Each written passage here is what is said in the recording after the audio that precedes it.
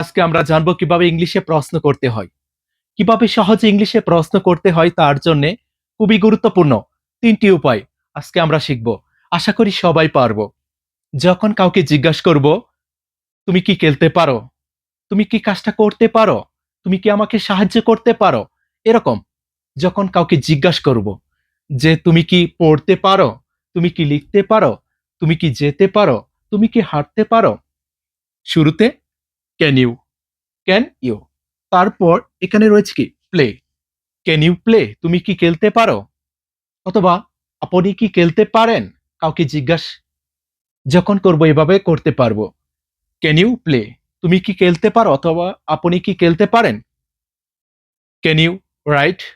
আপনি কি লিখতে পারেন? Can you read? তুমি কি পড়তে পারো? Can you play? তুমি কি খেলতে পারো? Can you walk? তুমি কি হাঁটতে পারো? Can you make? তুমি কি বানাতে পারো? সবাই কিন্তু জিজ্ঞাসা করতে পারবো। এখানে প্লে এর জায়গায় শুধু যে কোনো ভার্বের মূল রূপটা বসিয়ে দিব তাহলেই হবে। Okay? Can you?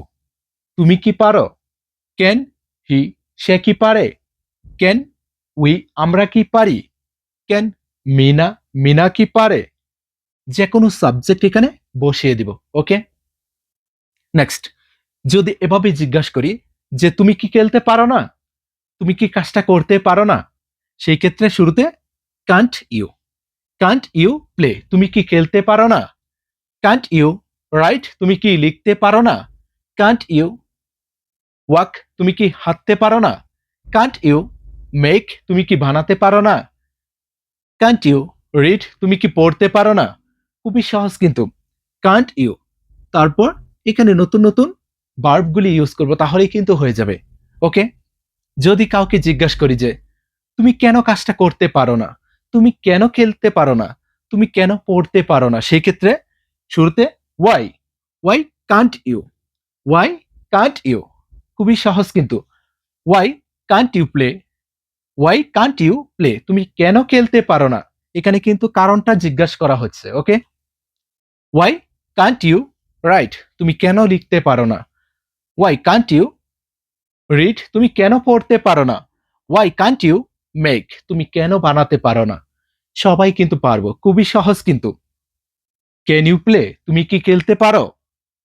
Can't you play? তুমি কি খেলতে পারো না? Why can't you play? তুমি কেন খেলতে পারো না?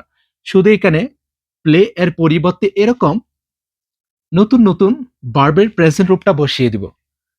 ইউটাকে বাদ দিয়ে যাকে জিজ্ঞাসা করব তাকে ইউ এর পরিবর্তে বসিয়ে দিব তাহলেই কিন্তু হবে। ওকে? খুবই সহজ কিন্তু। আশা করি